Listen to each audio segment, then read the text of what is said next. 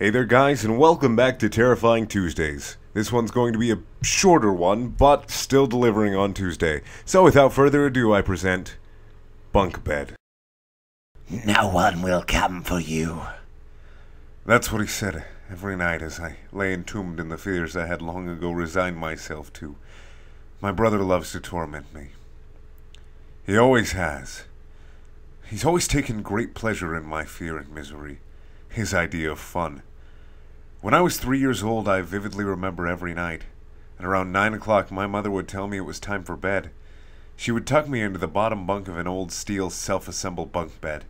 She would kiss my forehead before saying goodnight, turning the light off and leaving the room, closing the door tight.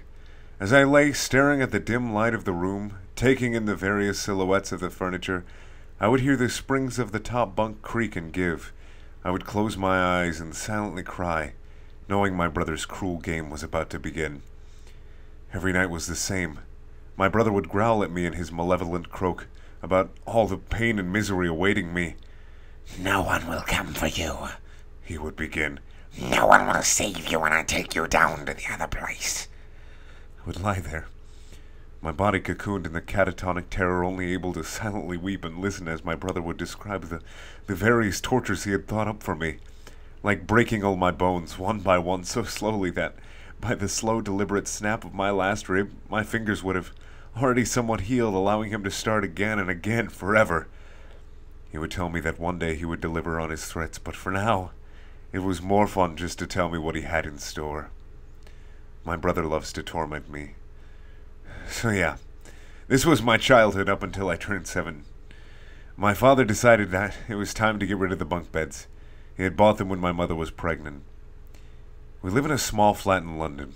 Not a lot of room at all.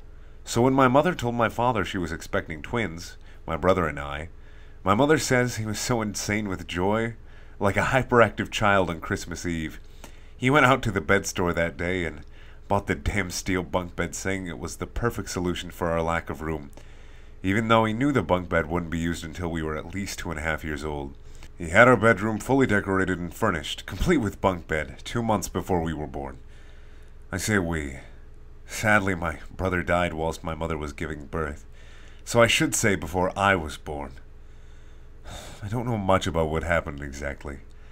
I'm very hesitant to ask my parents, as the mention of the subject sends the two into tears, and well, it's just not spoken about in our home. I can't believe how well I still remember those days. I'm 27 now. I've got my own little flat, an okay job, and a beautiful collection of sleeping pills. I'm taking a whole bottle tonight. I'm going to finally sleep again. He's not going to keep me awake tonight. God, I miss that bunk bed. At least when he had the top bunk, I couldn't see him. My brother loves to torment me.